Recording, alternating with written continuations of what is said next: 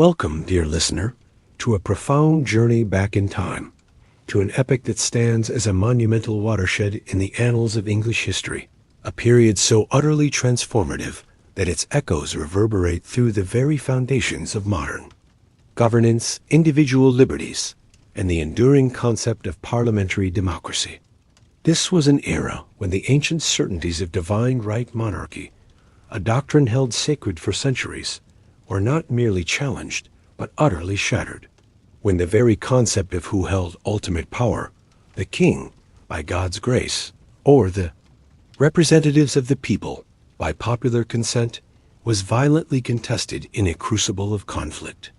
And when the nation itself, once seemingly unified under a single crown, was plunged into a brutal, internecine struggle that tore families apart and reshaped the landscape of power.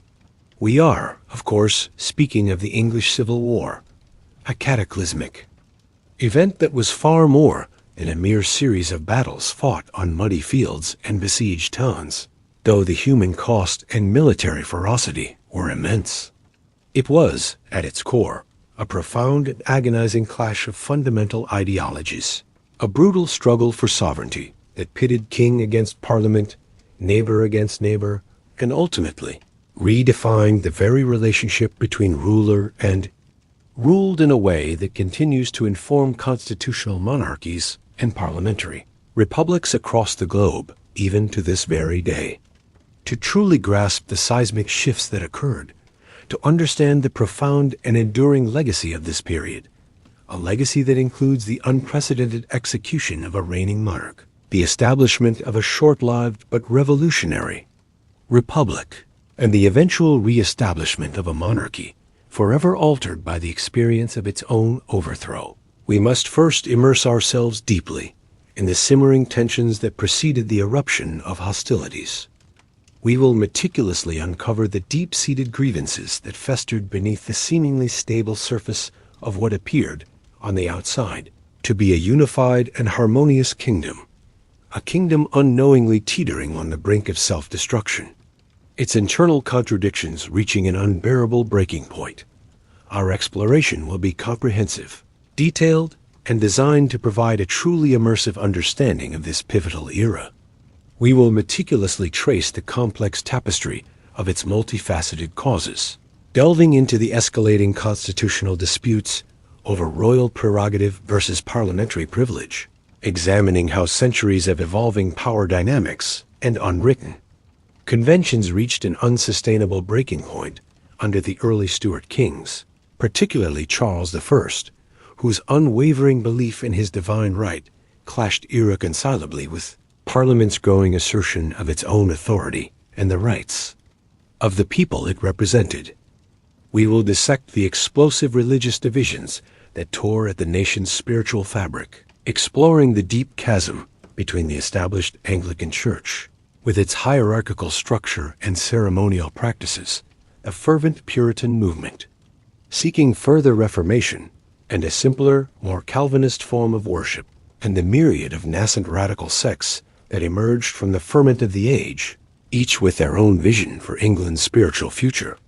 Furthermore, we will analyze the persistent economic pressures and financial innovations, such as ship money, that strained the relationship between crown and subject, often perceived as arbitrary, tyrannical, and a direct assault on property rights and traditional liberties.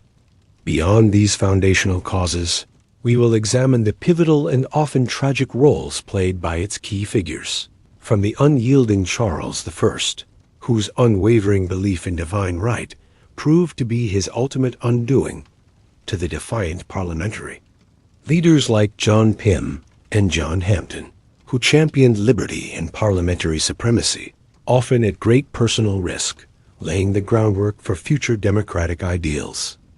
And central to our narrative will be the dramatic, almost improbable rise of one man, Oliver Cromwell, a figure of immense complexity and contradiction, who would emerge from relative obscurity as a devout Puritan gentleman farmer to become a military genius, a political leader, and ultimately the Lord Protector of England, fundamentally altering the course of English history leaving an indelible mark on the nation's psyche and shaping its future trajectory in ways few could have foreseen.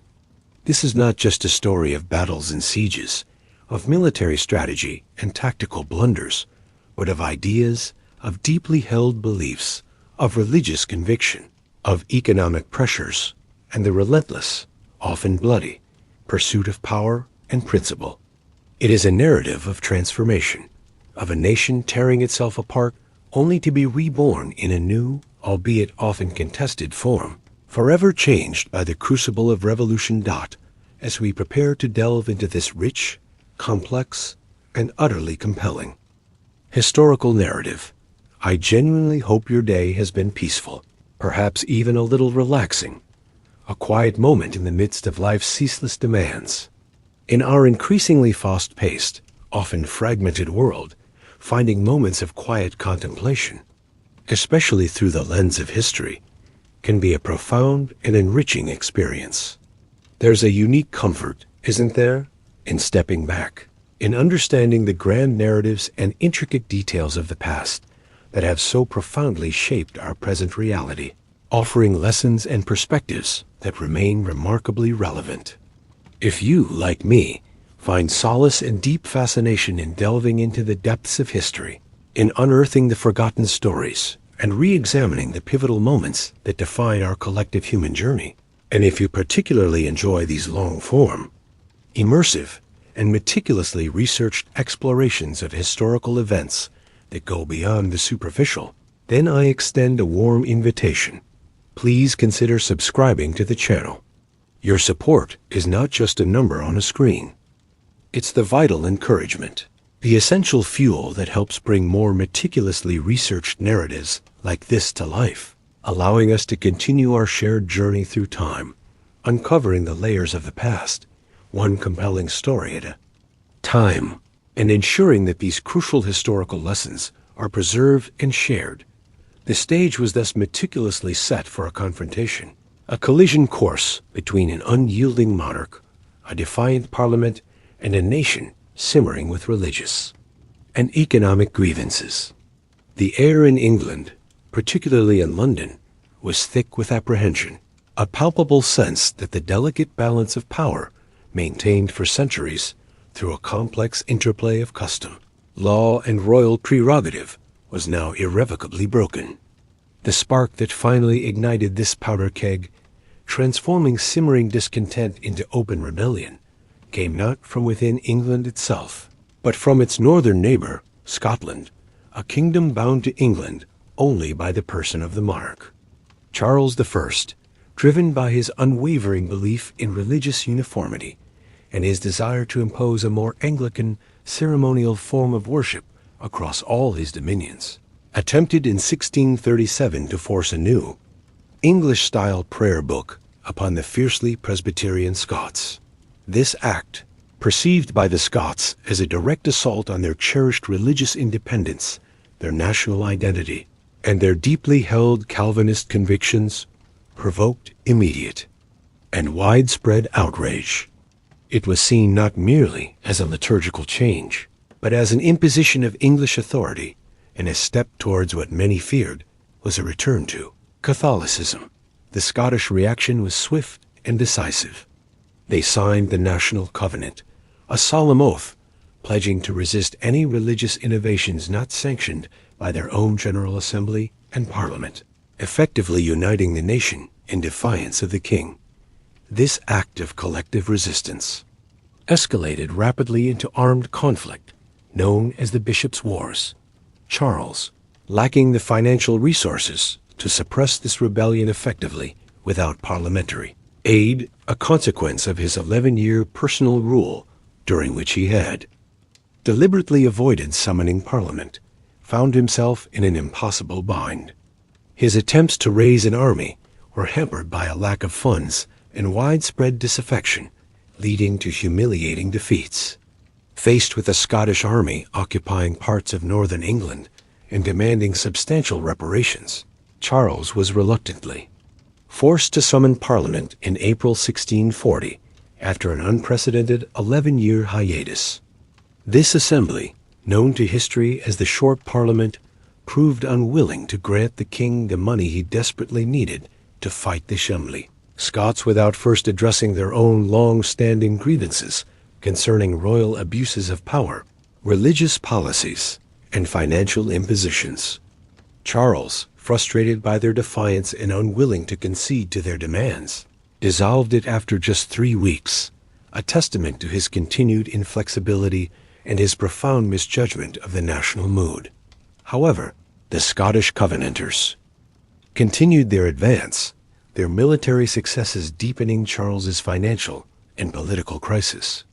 With no other viable option, the king was compelled to recall Parliament once more in November 1640.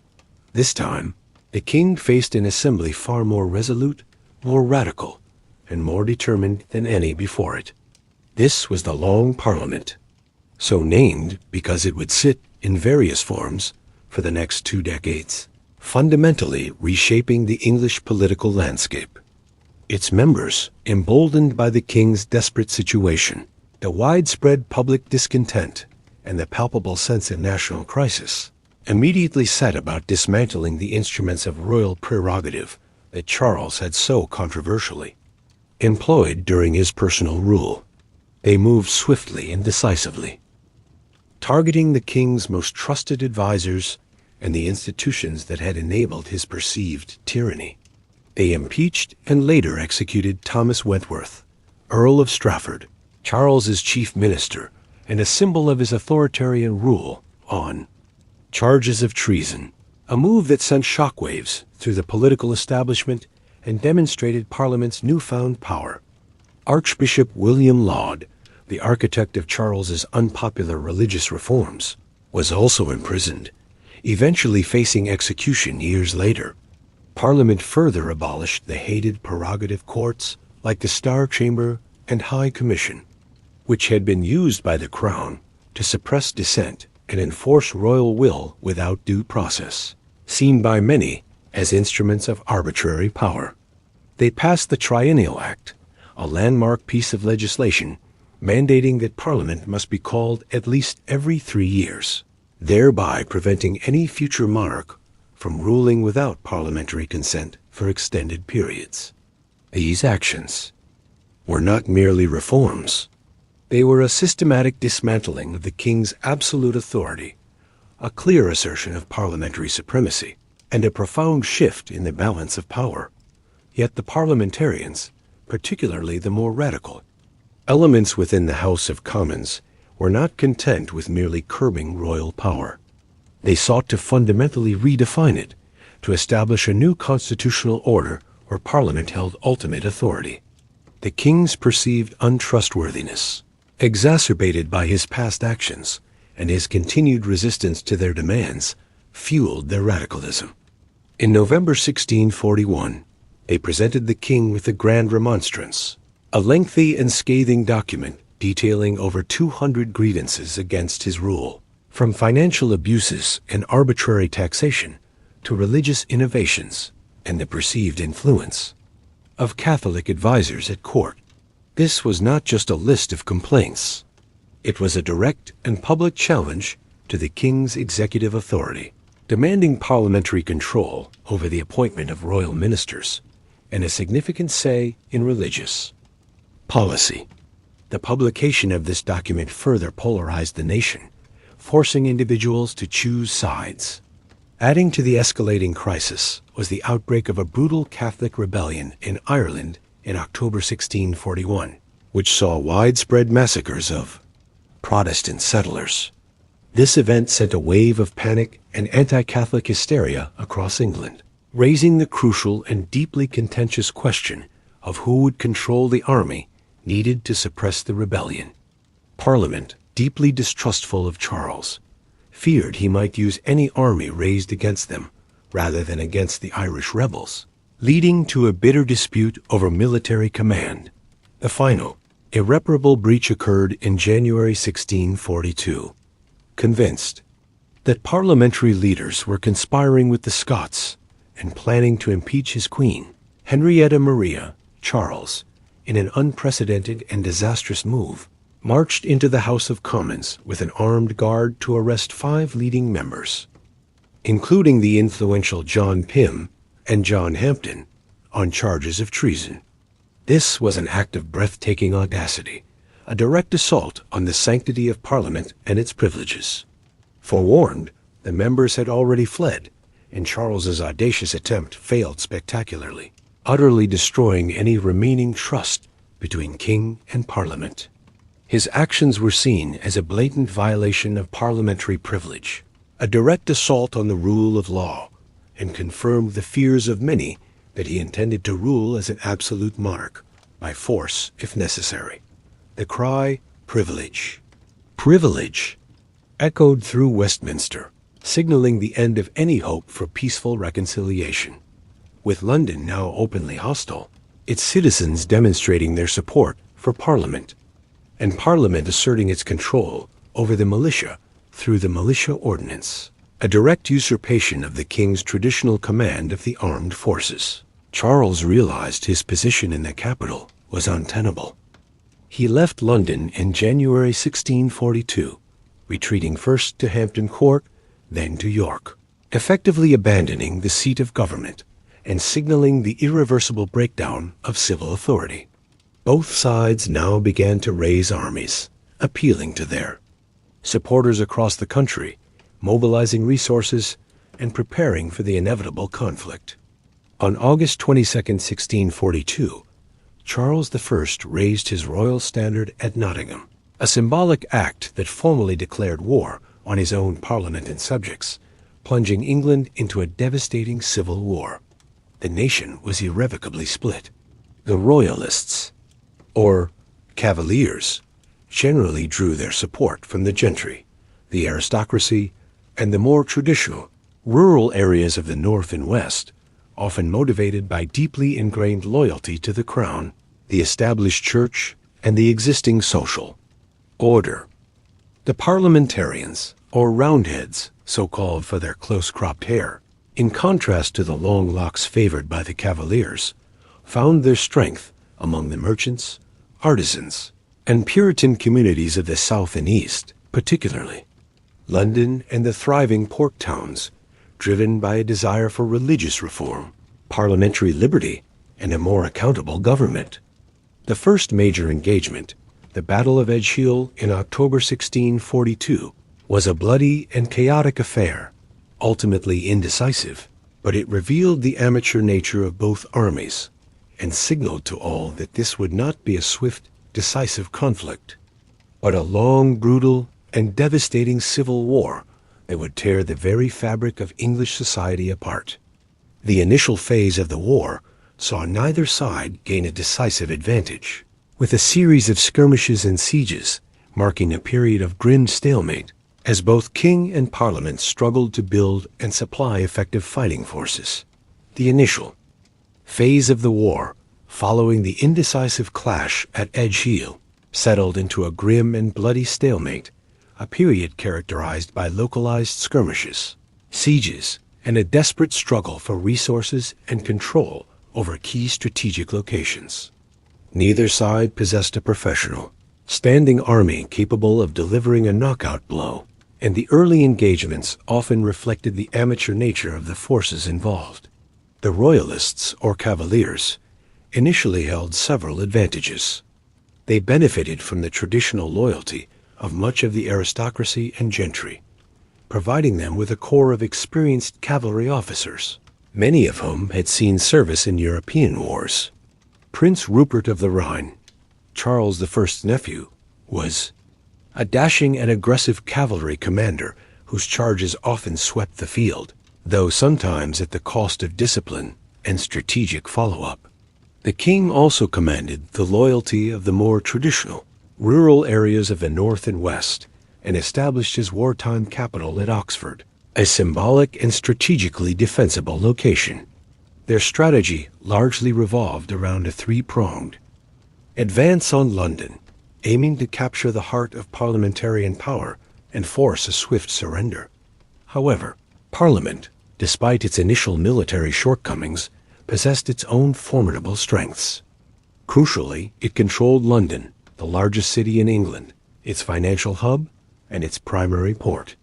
This gave Parliament access to immense wealth, a ready supply of manpower, and the ability to levy taxes and loans far more effectively than the king.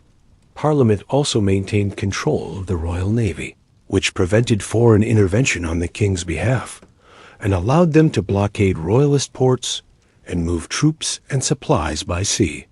Yet the parliamentarian forces were plagued by their own set of challenges. Their armies were largely composed of regional militias, often poorly trained, inconsistently supplied, and reluctant to fight far from their home counties.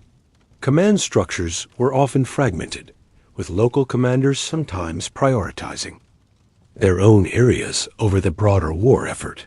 Furthermore, deep divisions existed within Parliament itself, particularly between the more moderate Presbyterians, who sought a negotiated settlement with the king and a national church reformed along Presbyterian lines, and the more radical Independents, who advocated for greater religious toleration and a more decisive military victory.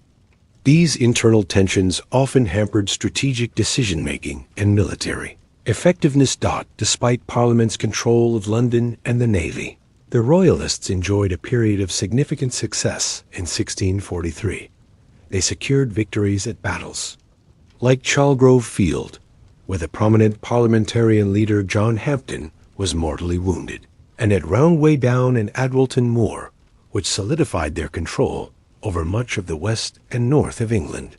It seemed for a time that the king's strategy might indeed succeed, and London itself appeared vulnerable.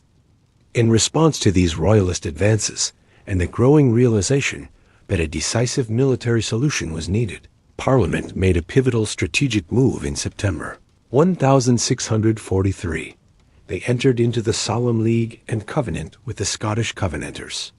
This alliance brought the experienced and well-disciplined Scottish army into the war on Parliament's side, in exchange for a commitment to reform the Church of England along Presbyterian lines. This was a game-changer, providing Parliament with a much-needed infusion of veteran troops and opening a new front against the Royalists in the north. It was within this crucible of early war, marked by both Royalist successes and parliamentarian resilience, that a figure of immense historical significance began to emerge from relative obscurity: Oliver Cromwell. At the outset of the war, Cromwell was a relatively minor member of Parliament for Cambridge, a devout Puritan gentleman farmer with no prior military experience.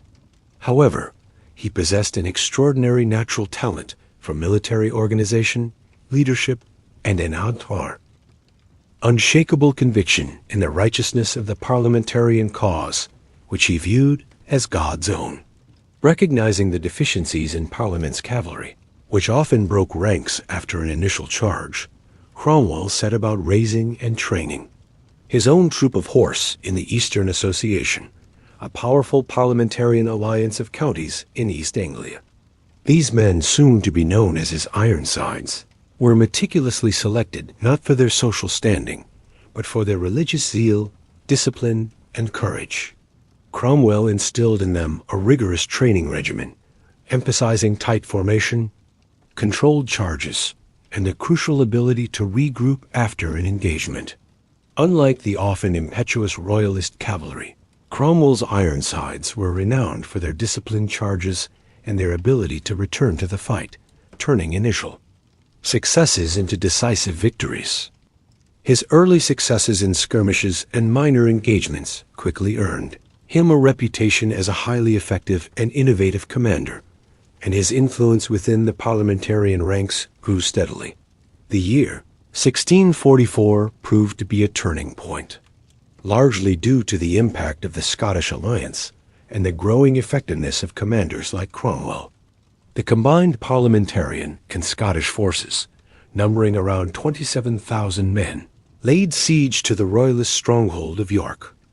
Prince Rupert, leading a Royalist relief force, marched to break the siege, leading to the largest battle of the war, the Battle of Marston Moor, fought on July 2, 1644. This was a truly epic engagement, involving nearly 50,000 men, and it proved to be a devastating blow to royalist power in the north.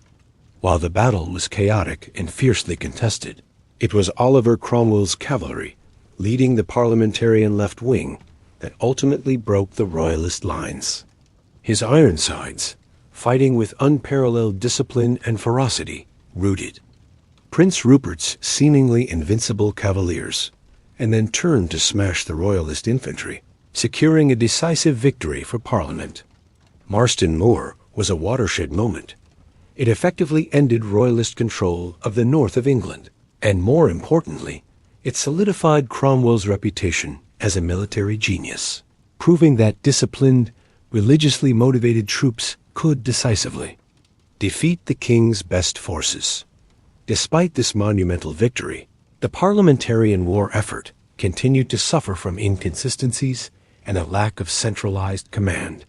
The regional armies, though capable of individual successes, often failed to coordinate effectively, leading to missed opportunities and prolonged campaigns. The new model army was born out of this frustration and the realization that a truly professional national fighting force was required to bring the war to a decisive conclusion. In late 1644 and early 1645, Parliament passed the Self-Denying Ordinance, a revolutionary political act that required all members of Parliament and lords to resign their military commissions. While seemingly a move to remove powerful figures, it was primarily designed to clear the way for a new, professional military leadership based on merit rather than aristocratic connections or political influence. This paved the way for the creation of the new model army in January 1645. This was a truly revolutionary military force for its time. It was a national army, centrally funded and supplied by Parliament, rather than relying on regional levies. Its soldiers were paid regularly, wore standardized red coats, and were subject to strict discipline. Crucially, promotion within the new model army was based on ability and proven merit, not social status, allowing talented commoners to rise through the ranks. Many of its officers and soldiers were deeply religious Puritans and independents, imbuing the army with a powerful sense of divine mission and moral purpose. Sir Thomas Fairfax was appointed commander-in-chief, with Oliver Cromwell, whose military genius was now undeniable, appointed as Lieutenant General of the Horse, a special exception to the Self-Denying Ordinance due to his indispensable skills.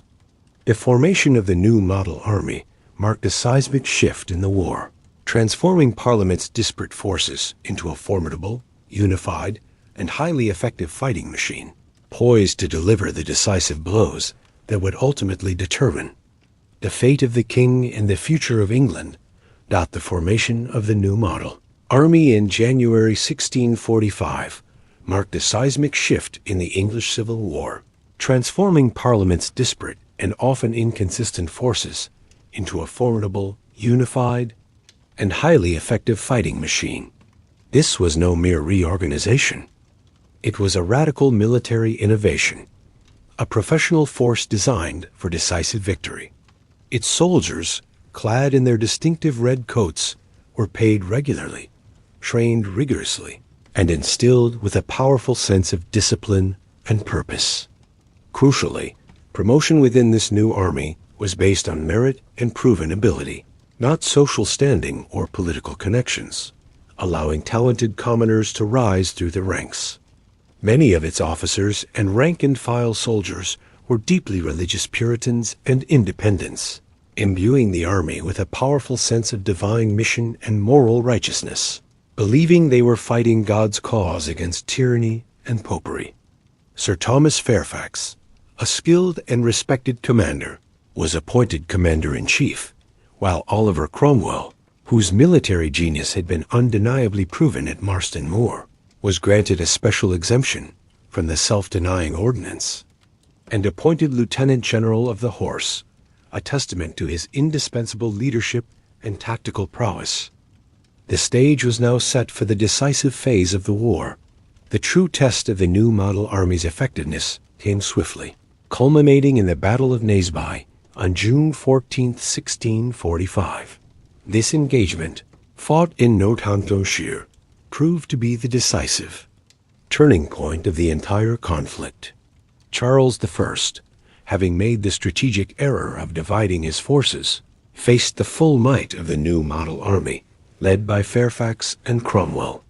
The battle began with Prince Rupert's characteristic impetuous cavalry charge, which initially routed the parliamentarian left wing.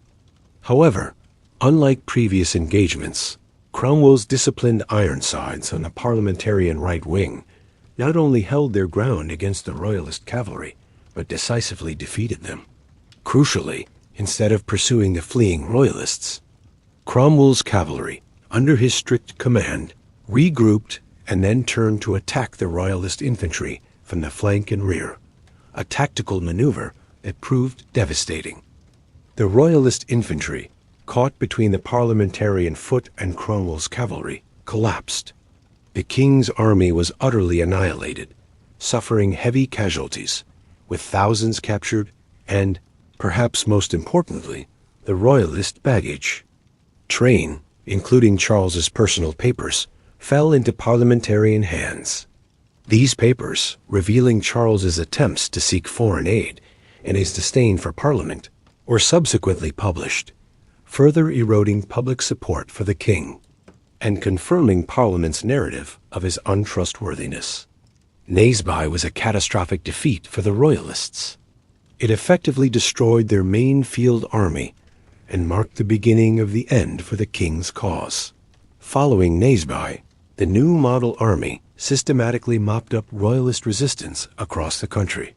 They conducted a series of highly effective sieges and campaigns, capturing key Royalist strongholds such as Bristol, Winchester, and Oxford, the king's wartime capital.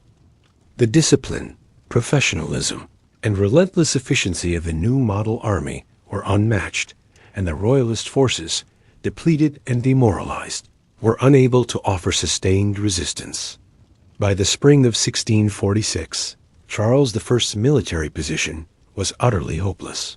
Faced with inevitable defeat, and hoping to exploit divisions between the English Parliament and the Scottish Covenanters, Charles made the fateful decision to surrender not to the English Parliament, but to the Scottish army at Newark in May 1646.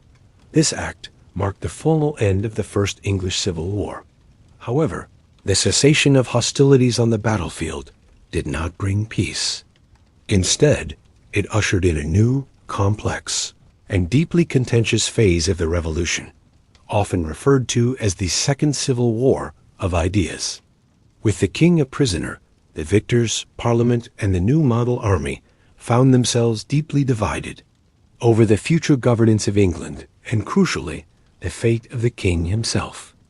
Three main factions emerged, each with distinct visions for the nation. Firstly, the Presbyterians who dominated Parliament, particularly the House of Commons, sought a negotiated settlement with Charles. They envisioned a constitutional monarchy, where the king would retain significant power, but would be bound by parliamentary law. And crucially, they desired a national church reformed along strict Presbyterian lines, with little toleration for other Protestant sects, let alone Catholics. They were deeply suspicious of the new model army, viewing it as a hotbed of radicalism and a threat to their authority. Secondly, the new model army itself, increasingly politicized and radicalized by its experiences, emerged as a powerful and independent force. Many of its officers and soldiers, particularly the independents, were deeply distrustful of Charles and believed he could not be trusted to uphold any agreement. They advocated for greater religious toleration, a more democratic political system, with some even pushing for universal male suffrage, as articulated in documents like the Agreement of the People, and a more fundamental restructuring of power. They saw themselves as God's instruments, having won the war, and believed their sacrifices entitled them to a significant say in the nation's future. Their grievances were also practical. Parliament was slow to pay their arrears. and there were attempts to disband them without proper compensation. Thirdly, the king, Charles I, despite being a prisoner, remained a central and manipulative figure. He skillfully exploited the divisions between Parliament and the army, playing one against the other, believing that time was on his side and that he could eventually regain his full authority. He refused to genuinely negotiate, offering concessions, only to retract them, and secretly continued to plot his return to power, even attempting to incite a new war. His intransigence and duplicity would ultimately seal his fate.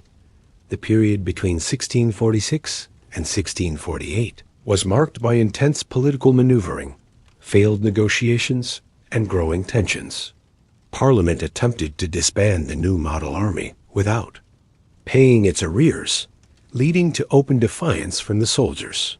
The army, under the leadership of Cromwell and Fairfax, marched on London in August 1647, seizing the king and effectively taking control of the political process. The heads of proposals, drafted by army officers, offered Charles a more lenient settlement than Parliament, including religious toleration and biennial parliaments, but Charles still refused to accept them wholeheartedly.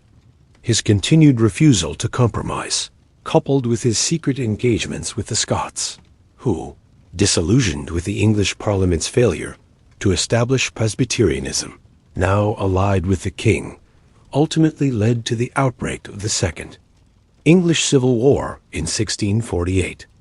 This was a series of scattered royalist uprisings across England, often supported by Scottish incursions, aimed at restoring Charles to power. Though less widespread than the First War, it was a brutal and frustrating conflict for the new model army, who felt betrayed by the king's duplicity. The army swiftly crushed these uprisings, culminating in Cromwell's decisive victory over the Scots at the Battle of Preston in August 1648. This second conflict, however, hardened the army's resolve and convinced many of its leaders, particularly Cromwell, that Charles I could not be trusted and that his continued existence posed an existential threat to the peace and stability of the nation. The idea of bringing the king to justice, once unthinkable, now began to gain traction among the most radical elements of the victorious army. The swift and decisive crushing of the Second English Civil War in 1648, culminating in Oliver Cromwell's masterful victory over the Scots at Preston, marked a profound turning point, not just in the military conflict, but in the very trajectory of the English Revolution. This renewed outbreak of hostilities, instigated by Charles I's duplicity and his secret alliance with the Scots, proved to be the final straw for the new model army, their patience already stretched thin by Parliament's political maneuvering. And the king's intransigence snapped. The soldiers, many of whom had fought and bled for years, felt betrayed by a monarch who, even as a prisoner, continued to plot and incite further bloodshed. For the radical elements within the army, particularly the independents and the more extreme levelers, the Second Civil War was irrefutable proof that Charles I could not be trusted, that he was a man of blood who had brought war upon his people twice, and that his continued existence posed an existential threat to the peace, stability, and the very future of England. The unthinkable, the notion of bringing a divinely appointed king to justice, began to solidify into a grim necessity. As the army marched back towards London, their resolve hardened. They were no longer content to merely negotiate with a recalcitrant Parliament or a duplicitous king. They believed they were God's instruments, chosen to deliver England from tyranny, and they were determined to see justice done. On December 6, 1648, Colonel Thomas Pride, acting under the orders of the Army Council, stood at the entrance to the House of Commons and forcibly prevented approximately 180 Presbyterian MPs, who were still advocating for a negotiated settlement with the king, from entering. This audacious act, known as Pride's Purge, effectively removed all opposition to the army's radical agenda, leaving behind a severely truncated parliament derisively known as the Rump Parliament. This rump, composed of around 150 members, predominantly independents and those sympathetic to the army's cause, was now a mere shadow of its former self, entirely subservient to the will of the military. It was this purged parliament, under the army's watchful eye, that would take the unprecedented step of putting the king on trial. The decision to try Charles I for treason was revolutionary, unprecedented in English history, and deeply controversial. It challenged the very foundation of monarchy and the concept of divine right. The Rump Parliament, acting on the army's insistence, declared that the king could be tried by law, asserting that the people, represented by Parliament, were the ultimate sovereign power, not the monarch. A special High Court of Justice was established for the trial, composed of 135 commissioners, though many refused to attend. The trial began on January 20th, 1649, in Westminster Hall. Charles I, maintaining his regal dignity throughout, refused to acknowledge the legitimacy of the court, arguing that no earthly power had the right to try a king appointed by God. He famously stated, "I am your king, your lawful king, and what God hath given me, with God's help, I will maintain." He refused to plead, viewing the proceedings as an illegal usurpation of his authority. Despite Charles's defiant stance and the legal complexities, the court proceeded. The charges against him were that he had traitorously and maliciously levied war against the present Parliament and the people therein represented, and that he was responsible for all the treasons, murders, rapines, burnings, spoils, desolations, damages, and mischiefs of the Civil War. After a week of proceedings, during which Charles consistently denied the court's jurisdiction, the verdict was delivered. On January 27, 1649, Charles I was found guilty and sentenced to death. The death warrant was signed by 59 commissioners, including Oliver Cromwell, who famously urged hesitant signatories to get on with it. The execution took place on January 30th, 1649, outside the banqueting house in Whitehall. Charles I, dressed in 2 shirts to prevent shivering from the cold being mistaken for fear, delivered a calm and dignified speech from the scaffold, reiterating his belief in divine right and his innocence of the charges, declaring himself the martyr of the people. With a single stroke of the axe, the head of Charles I was severed, held aloft for the silent, stunned crowd.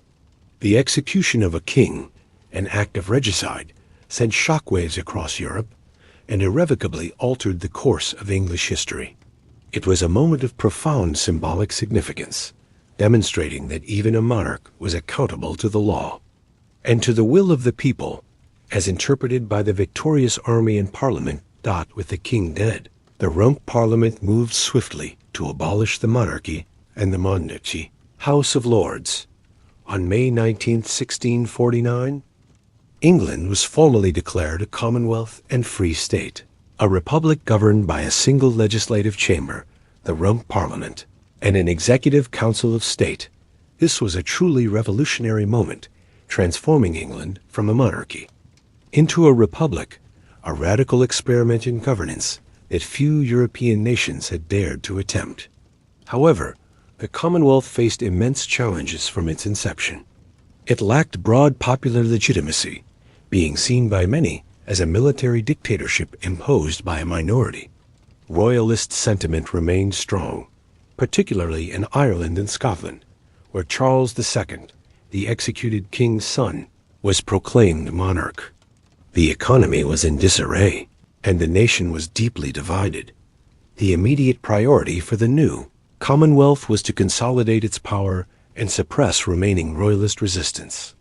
Oliver Cromwell, now the most powerful figure in England, was dispatched to Ireland in August 1649 to crush the royalist and Catholic forces that had united against the Commonwealth. Cromwell's campaign in Ireland was brutal and devastating.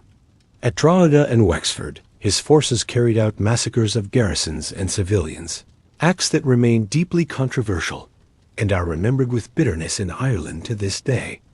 Cromwell justified these actions as divine retribution for the Irish Rebellion of 1641 and as necessary to prevent further bloodshed.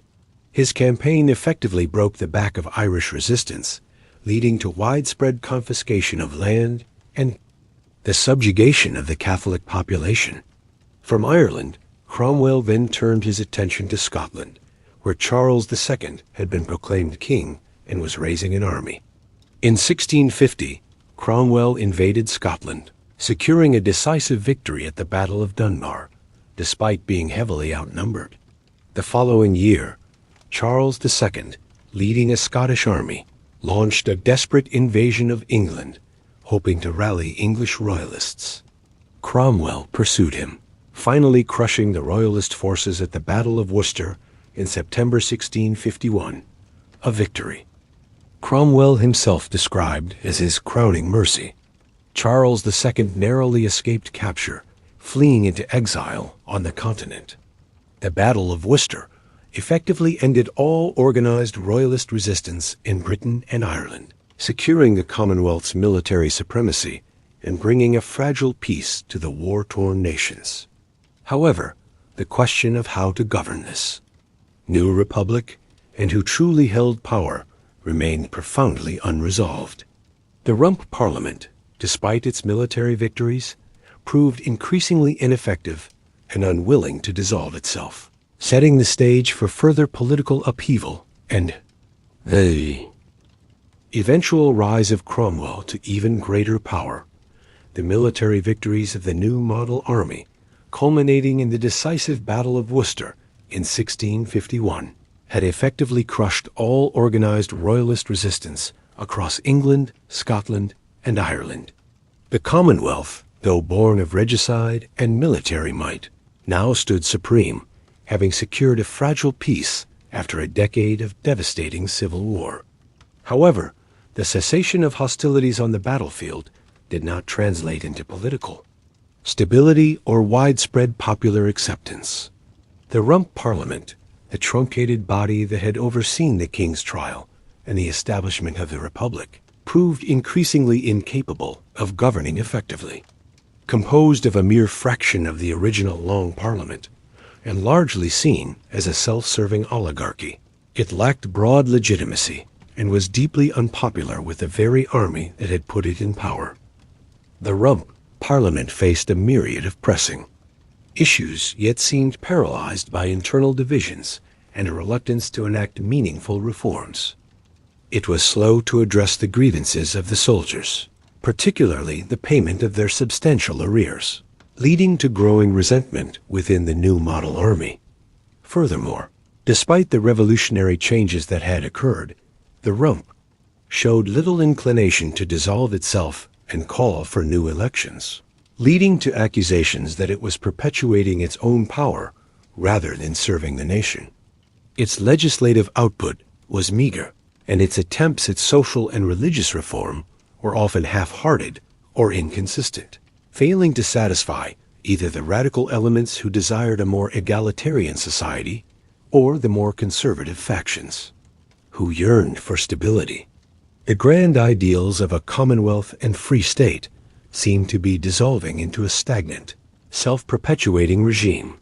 Oliver Cromwell, now the most powerful man in England, found himself increasingly frustrated by the Rump's inertia and perceived corruption. He had initially supported the Rump, believing it to be the legitimate governing body after the king's execution. However, as the years passed, his patience wore thin. He saw the Rump as an obstacle to true reform, a body that had failed to deliver on the promises of the Revolution and was squandering the hard-won peace.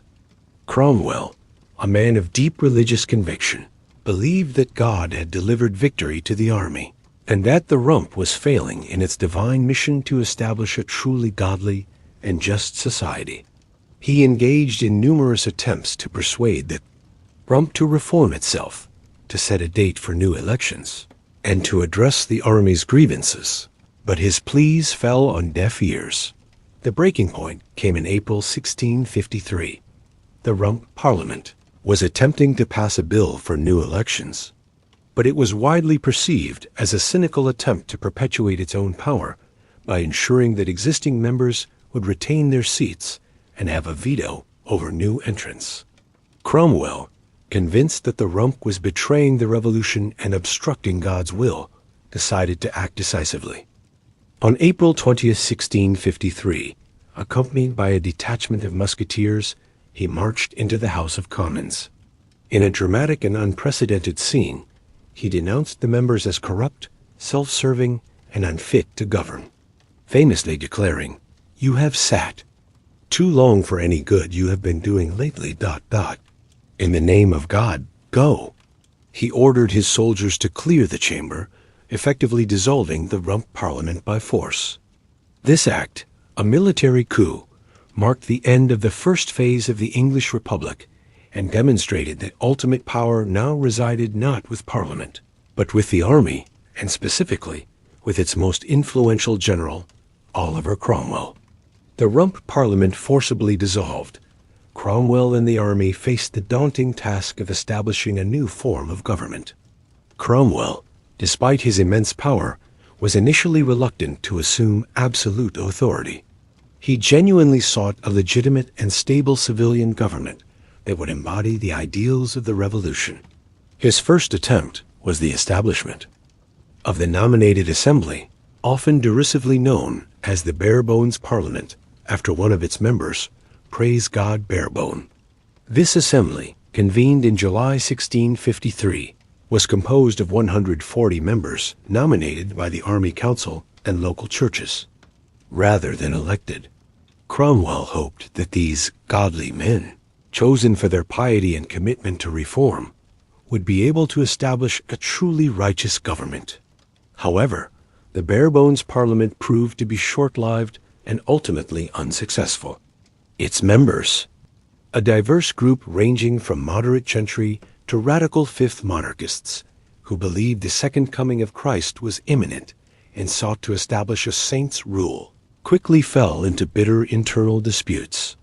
Their radical proposals, such as the abolition of tithes, which funded the clergy, and the reform of the legal system, alienated conservative elements and threatened established interests. After just 5 months, unable to agree on a coherent path forward, the more moderate members, frustrated by the radical faction, voluntarily dissolved the assembly in December 1653, handing power back to Cromwell. The failure of the Barebones Parliament convinced Cromwell and his senior officers that a stronger, more centralized executive was necessary to bring stability to the nation. This led to the drafting and adoption of the instrument of government in December 1653, England's first written constitution. This document established the Protectorate, a new form of government that effectively made Oliver Cromwell the Lord, Protector of the Commonwealth of England, Scotland, and Ireland. The instrument of government vested executive power in the Lord Protector, who was to be advised by a Council of State. Legislative power was to reside in a single-chamber parliament, elected every 3 years, with specific limitations on its power, including a requirement that it could not sit for more than 5 months. The Protectorate also guaranteed a degree of religious toleration for all Protestants, a key demand of the independents and a significant departure from the Presbyterian vision of a national church. Cromwell's assumption of the title of Lord Protector marked his formal ascent to the head of the English state, a position that was, in all but name, that of a monarch. He now wielded immense power, commanding the army, controlling foreign policy, and having the power to veto legislation. His rule as Lord Protector was characterized by a complex blend of authoritarianism and genuine attempts at reform. He sought to establish a godly reformation throughout England, promoting Puritan morality and suppressing perceived vices. He reformed the legal system, promoted education, and pursued an aggressive foreign policy that enhanced England's standing on the international stage, engaging in successful wars against the Dutch and the Spanish. and protecting Protestant interests abroad. However, his rule was also marked by increasing reliance on military power. In 1655, frustrated by the resistance of his first Protectorate Parliament and a series of royalist plots, Cromwell divided England into 11 districts, each governed by a major general. These military governors were tasked with enforcing law and order, suppressing dissent, and promoting moral reform, a period often remembered for its strict puritanical rule and the suppression of traditional pastimes. This military rule, though effective in maintaining order, further alienated many who yearned for a return to civilian government and traditional liberties. Despite his immense power, Cromwell consistently refused the offer of the crown, believing it to be a carnal title and that his authority derived from God's providence, not from hereditary right. His rule, though effective in bringing stability after years of chaos, remained fundamentally reliant on the power of the army and his own formidable personality, leaving the question of England's long-term political future deeply uncertain. Cromwell's rule as Lord Protector, established under the instrument of government, represented a period of unprecedented stability and international prestige for England after years of civil strife. Yet, it was a stability built upon the formidable power of the new model army and the singular force of Cromwell's personality, rather than broad popular consent or a deeply rooted constitutional framework. Despite his immense authority, Cromwell genuinely wrestled with the dilemma of how to establish a lasting, legitimate government that would truly embody the ideals for which the Civil War had been fought. He was a man of profound contradictions, a military dictator who yearned for civilian rule, a devout Puritan who championed religious toleration for Protestants, and a revolutionary who sought to restore order and traditional values. His attempts to govern through Parliament proved consistently challenging. The first Protectorate Parliament, convened in September 1654, quickly clashed with Cromwell over the very nature of the instrument of government, questioning the limits of the Protector's power and attempting to amend the Constitution. Cromwell, frustrated by their attempts to undermine his authority and their failure to enact the reforms he deemed necessary, dissolved them after just 5 months, citing their failure to work for the good of the nation. This dissolution underscored the fundamental tension of the Protectorate, a military-backed executive attempting to govern with a civilian legislature that often harbored Republican or even Royalist sympathies. The period following the dissolution of the First Protectorate Parliament saw Cromwell resort to increasingly authoritarian measures. In 1655, faced with continued Royalist plotting, a perceived breakdown of public order, and the failure of Parliament to provide adequate funds, Cromwell implemented the rule of the major generals. England was divided into 11 districts, each overseen by a major general from the new model army. These military governors were given sweeping powers to enforce law and order, suppress dissent, collect taxes, and crucially, promote moral reform. They closed alehouses, banned traditional sports and festivities, and enforced strict puritanical codes of conduct.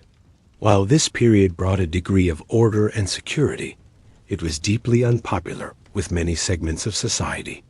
The major generals were seen as intrusive, puritanical killjoys, and their rule alienated much of the gentry and ordinary people, who resented the imposition of military authority and strict moral codes. This experiment in direct military rule further highlighted the Protectorate's reliance on force and its struggle to gain widespread civilian acceptance. Despite the unpopularity of the major generals, Cromwell's foreign policy during the Protectorate was remarkably successful and significantly enhanced England's international standing. He pursued an aggressive and expansionist policy, driven by a combination of economic interests, religious zeal, and a desire to project English power. He waged a successful war against the Dutch, the First Anglo-Dutch War, 1652 to 1654, securing English naval supremacy and commercial advantages. He then turned his attention to Spain, launching an attack on their Caribbean possessions, which resulted in the capture of Jamaica in 1655, a significant acquisition for the burgeoning English Empire. His alliance with France against Spain further solidified England's position as a major European power. Cromwell also championed the cause of Protestantism abroad, intervening diplomatically to protect persecuted Protestants in Savoy and elsewhere, earning him respect among Protestant nations and fear among Catholic powers. This assertive foreign policy, funded by heavy taxation, brought a new level of prestige to England, but it also contributed to the financial strain on the nation. As the Protectorate progressed, the question of succession and the long-term stability of the regime became increasingly pressing. Cromwell, despite his immense power, remained deeply conflicted about the nature of his rule. He consistently refused the offer of the crown, most notably in 1657, when Parliament presented him with the humble petition and advice, which proposed that he take the title of king. Cromwell agonized over the decision, ultimately rejecting the crown, likely due to a combination of his Puritan convictions, seeing monarchy as a carnal institution and his authority as divinely ordained without a title, and the strong opposition from within the army, many of whom were staunch Republicans and regicides. Instead, he accepted a revised version of the humble petition, which granted him the right to name his successor, established a second chamber, a House of Lords in all but name, and gave Parliament greater control over taxation. This move, while not restoring the monarchy, pushed the Protectorate closer to a traditional constitutional framework, but it also alienated some of his most radical supporters in the army. Cromwell's health, however, was failing. The immense strain of governing a fractured nation, the constant political maneuvering, and the burden of his military command took their toll. He suffered from various ailments, including malaria and kidney stones. On September 3, 1658, the anniversary of his great victories at Dunbar and Worcester, Oliver Cromwell died. His death plunged the Protectorate into immediate crisis. He had named his eldest son, Richard Cromwell, as his successor. Richard, a quiet and unassuming man, lacked his father's military genius, political acumen, and formidable personality. He struggled to command the loyalty of the powerful army, which had been so devoted to his father, and he lacked the political skill to navigate the treacherous waters of the Rump Parliament and the various factions within the military. Richard's brief tenure as Lord Protector, often derisively called Tumble-Down Dick, was marked by increasing instability. The army, now without its unifying figure, became increasingly assertive, demanding arrears and greater political influence. Parliament, sensing weakness, began to reassert its authority, leading to renewed clashes between the civilian and military powers. The fragile coalition that had held the Protectorate together quickly unraveled. The army, disillusioned with Richard's leadership and fearing a return to civilian dominance, eventually forced him to resign in May 1659. This act effectively ended the Protectorate and plunged England back into a period of political chaos and uncertainty, with various factions of the army and the Rump Parliament vying for control. The grand experiment of the English Republic, so painstakingly built on the ashes of monarchy, now seemed on the verge of collapse, paving the way for a dramatic and unexpected turn of events: the resignation of Richard Cromwell in May 1659, forced by a disillusioned and increasingly assertive army, plunged England back into a state of profound political chaos, effectively ending the Protectorate and signaling the terminal decline of the English Republic. The fragile edifice of government that Oliver Cromwell had so painstakingly constructed, held together primarily by his formidable will and military genius, crumbled almost immediately without his guiding hand. The army, now without its unifying figure, fragmented into various factions, each with its own political agenda and preferred vision for England's future. Some officers favored a continued military rule, others a more radical republicanism, while still others, weary of the instability, began to quietly contemplate a return to a more traditional form of government thought with Richard Cromwell gone. The Rump Parliament, the same truncated body that Oliver Cromwell had forcibly dissolved in 1653, was recalled. However, this resurrected rump proved no more effective or popular than before. It was still seen as unrepresentative, self-serving, and incapable of providing stable governance. Its attempts to reassert civilian control over the army were met with defiance, leading to renewed clashes between the military and parliamentary authorities. The political landscape became a bewildering maze of shifting alliances, coups, and counter-coups. Different army factions seized control of London, dissolving and recalling the Rump Parliament multiple times in a dizzying display of instability. The nation, exhausted by years of war and political upheaval, yearned for order and a definitive end to the uncertainty. The grand ideals of the Commonwealth, once championed with such fervor, now seemed to have dissolved into an endless cycle of factionalism and military intervention. Amidst this growing anarchy, a pivotal figure emerged who would ultimately steer England towards a resolution: General George Monk. Monk was a seasoned and highly respected commander who had served under Cromwell in Scotland, where he had maintained strict discipline and order.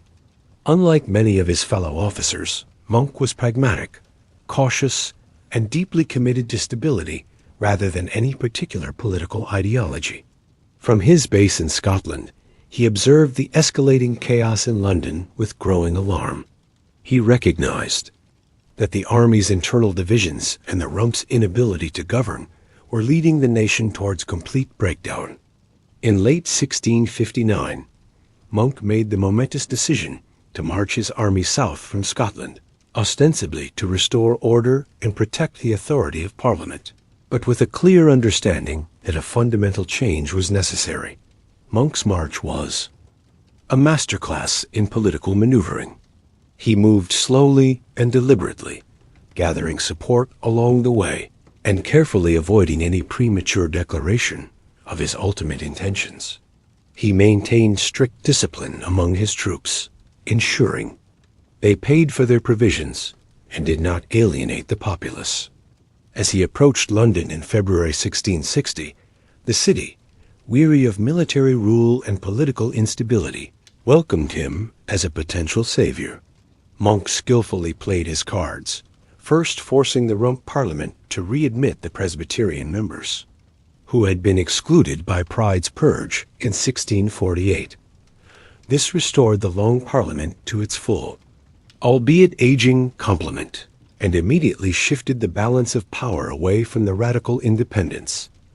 With the Long Parliament now fully restored, Monk then orchestrated its dissolution, paving the way for new free elections.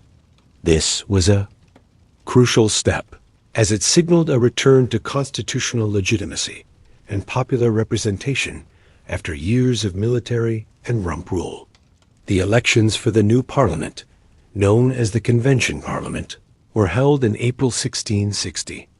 The results were overwhelmingly in favor of Royalist and moderate Presbyterian candidates, reflecting the widespread desire for a return to traditional order and an end to the Republican experiment.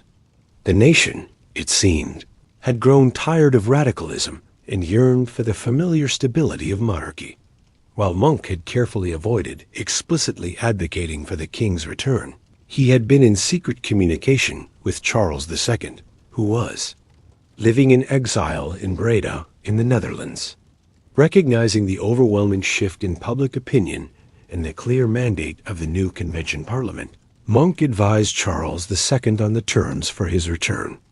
Charles II, demonstrating a shrewd political pragmatism that his father had lacked, issued the Declaration of Breda in April 1660. This crucial document offered a general pardon to all those who had fought against the crown during the Civil War, with exceptions to be determined by Parliament, promised religious toleration, though this would later be limited, and pledged to settle the contentious issue of land ownership, which had seen many royalist estates confiscated through parliamentary means. Crucially, it also promised to pay the arrears of the army, a vital concession that secured their cooperation. The Declaration of Breda was a masterstroke. It addressed the key anxieties of the various factions, offering a path to reconciliation rather than retribution. The Convention Parliament, now assembled and dominated by royalist sympathizers, formally invited Charles II to return to the throne. On May 25, 1660, Charles II landed at Dover, greeted by jubilant crowds. 4 days later, on May 29th, his 30th birthday, he made a triumphant entry into London, riding through streets lined with cheering throngs, marking the official end of the English Republic and the beginning of the Restoration. The return of the monarchy was met with widespread relief and celebration across the nation. After years of civil war, regicide, military rule, and political instability, the English people, it seemed, had come full circle, choosing the familiar path of monarchy over the uncertain future of a republic. The Restoration was not, however, a simple return to the pre-1642 status quo. The Civil War had irrevocably altered the relationship between Crown and Parliament, and while the monarchy was restored, its power would forever be constrained by the lessons learned from the Revolution. The seeds of parliamentary supremacy had been sown, and though the king was back, the absolute power his father had claimed was gone forever. The legacy of Cromwell and the Revolution, though seemingly overturned, would continue to shape England's political evolution for centuries to come. The triumphant return of Charles II to London on May 29, 1660, marked the official end of the English Republic and the beginning of the Restoration era. The jubilant celebrations that swept across the nation reflected a profound sense of relief and exhaustion after 2 decades of civil war, regicide, military rule, and political instability. The English people, it seemed, had grown weary of radical experiments and yearned for the familiar stability of monarchy, the established church, and traditional social order. However, the Restoration was not, and could not be, a simple return to the pre-1642 status quo. The Civil War had irrevocably altered the political landscape, fundamentally reshaping the relationship between Crown and Parliament, and leaving an indelible mark on the national consciousness. While the monarchy was restored, its power would forever be constrained by the lessons learned from the Revolution. The seeds of parliamentary supremacy had been sown, and though the king was back, the absolute power his father had claimed was gone forever. The immediate task of the restored monarchy and the new parliament was to settle the nation and address the lingering issues from the revolutionary period.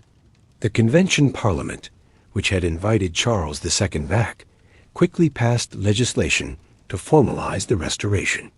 The most pressing issue was the fate of those who had been involved in the regicide. While the Declaration of Breda had promised a general pardon, it explicitly stated that exceptions would be made by Parliament. Ultimately, 31 regicides were tried, and 10 were executed, including some of the most prominent figures who had signed Charles I's death warrant. Their gruesome executions, often involving hanging, drawing, and quartering, served as a stark warning against future rebellion and a symbolic act of retribution for the king's death. The bodies of Oliver Cromwell, John Bradshaw, the judge who presided over Charles I's trial, and Henry Ireton, Cromwell's son-in-law, were exhumed from Westminster Abbey, subjected to a posthumous execution, and their heads displayed on poles outside Westminster Hall, a chilling testament to the bitterness of the past. Beyond retribution, the Restoration Parliament, largely dominated by Royalist and Anglican sentiments, set about dismantling the legal and institutional legacies of the Commonwealth and Protectorate. The Triennial Act, which had mandated regular parliaments, was weakened, though not entirely abolished. The militia ordinance, which had given Parliament control over the army, was repealed, and command of the armed forces reverted to the Crown. Crucially, the Church of England was fully restored to its pre-war Anglican form, with bishops reinstated and the Book of Common Prayer made compulsory. This religious settlement, known as the Clarendon Code, a series of acts passed in the early 1660s, severely persecuted nonconformist Protestants, Puritans, Baptists, Quakers, etc., forcing thousands of dissenting ministers out of their livings, and imposing strict penalties on those who refused to conform. This effectively ended the dream of religious toleration that many independents and radicals had fought for, and created a lasting legacy of religious division in England. Despite the apparent triumph of the monarchy and the church, the Civil War had fundamentally altered the balance of power. Parliament, having successfully challenged and overthrown a king, emerged from the conflict with a greatly enhanced sense of its own authority and importance. While Charles II initially enjoyed considerable popularity, he understood that he could not rule without Parliament's cooperation, particularly in matters of finance. The Crown's financial independence had been severely curtailed, and it remained reliant on parliamentary grants for revenue. This financial leverage gave Parliament significant power over the king, a power it would increasingly assert in the decades to come, culminating in the Glorious Revolution of 1688. The concept of a limited monarchy, where the king ruled in conjunction with Parliament and was subject to the law, had been forged in the crucible of civil war, even if its full implications were not immediately apparent. The legacy of the English Civil War is profound and multifaceted, shaping not only British history, but also influencing political thought and revolutionary movements across the globe.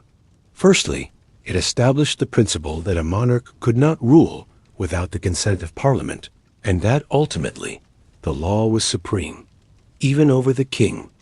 The execution of Charles I, though a traumatic event, served as a stark warning to future monarchs about the limits of their power. Secondly, it laid the groundwork for the development of modern political parties, as the divisions between royalists and parliamentarians, and later Whigs and Tories, began to solidify around differing constitutional and religious principles. Thirdly, the war fostered an intense period of intellectual and religious ferment. The breakdown of traditional authority allowed for an explosion of radical ideas, from the levelers' demands for universal male suffrage and social equality to the diggers' communal land ownership and the Quakers' radical pacifism and spiritual egalitarianism. While many of these movements were suppressed after the Restoration, their ideas continued to circulate and influence later political and social reformers. Finally, the Civil War left a deep psychological scar on the nation. It was a period of immense suffering, economic disruption, and social upheaval. Families were torn apart, communities divided, and the trauma of civil conflict lingered for generations.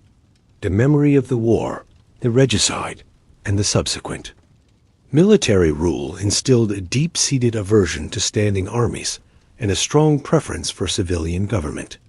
It also contributed to a national identity that valued liberty and parliamentary government, even if the path to achieving them was fraught with conflict. The English Civil War, therefore, was not merely a historical event.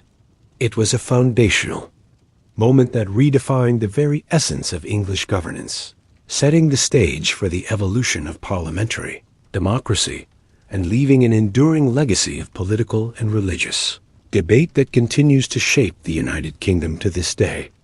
It was a revolution that, though seemingly reversed by the Restoration, irrevocably altered the course of English history, ensuring that no monarch would ever again claim absolute power without challenge. The English Civil War, therefore, was not merely a historical event. It was a foundational moment that redefined the very essence of English governance, setting the stage for the evolution of parliamentary democracy and leaving an enduring legacy of political and religious debate that continues to shape the United Kingdom to this day. It was a revolution that, though seemingly reversed by the Restoration, irrevocably altered the course of English history, ensuring that no monarch would ever again claim absolute power without challenge. The execution of Charles I, the rise and fall of the Commonwealth, and the eventual return of the monarchy under Charles II all contributed to a new understanding of sovereignty, where the power of the crown was increasingly understood to be conditional, derived from and limited by law, and ultimately accountable to Parliament.